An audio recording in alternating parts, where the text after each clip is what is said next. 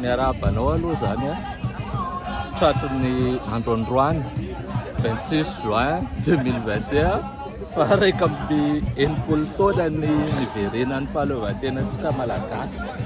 Zany hoe ahoana mamaly tena zany tsika zao.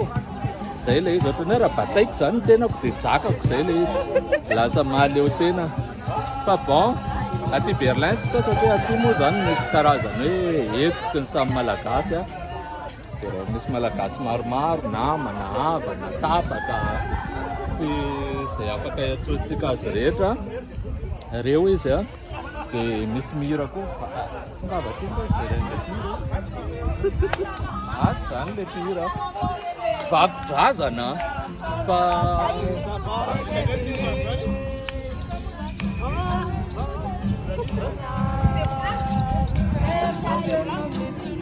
misoko benjana ato daholo zay ohatra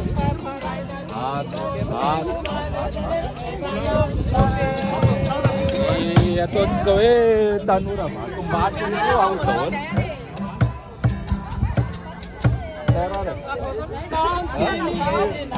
Zay rehefa voaka amin'ny TVM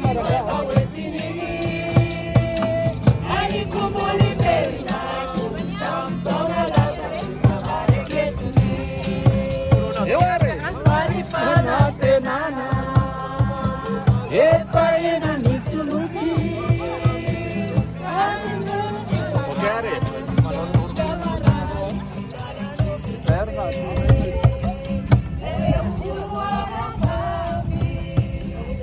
Zany zany le antsoina hoe chanson culte, hoe chanson hira tena rehefa tena malagasy ianao tsy maintsy mahafantatra an'izay.